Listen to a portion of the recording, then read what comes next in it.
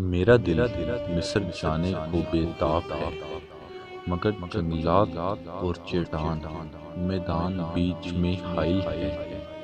بخدا نہیں معلوم یہ اشتیاق فوز و فلاح کے لیے ہے یا اس طرح میں موت کی متعین جگہ کی طرف لے جایا جا رہا ہوں۔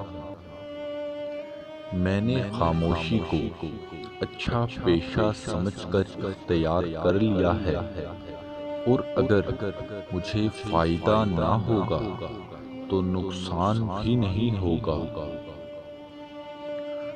اپنے آپ کو کہیں اور جھکانے اور ذلیل کرنے بجا سوائے اللہ عز و جل کے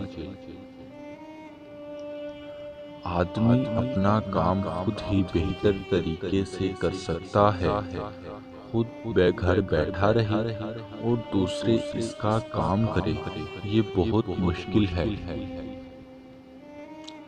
میں ادائیگی حق کے بعد راحت محسوس کرتا ہوں، اور حق کو عمدن ترک کرنے والا دل مجھ پر ثقیل ہو جاتا ہے۔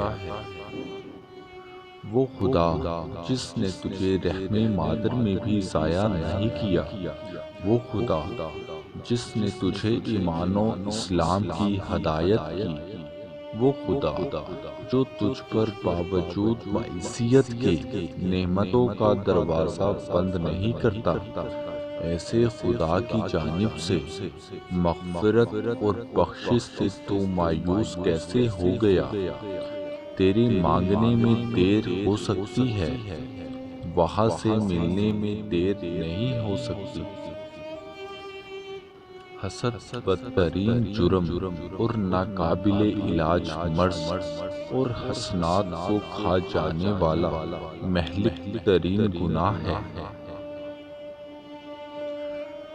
تقوی ملاک الحسنات ہے، یہ وہ کنجی ہے کہ جو ہاتھ آ جائے تو بھلائی کے دروازے کھل جاتے ہیں۔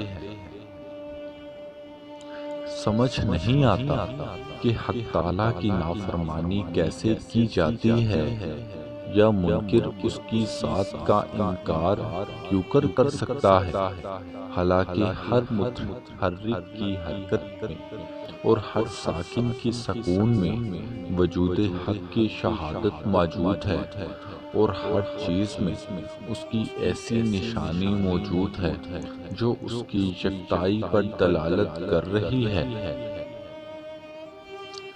دو چیزیں اللہ تعالیٰ کو بہت پسند ہے، اول توبہ کرنا، دوم معافی مانگنا۔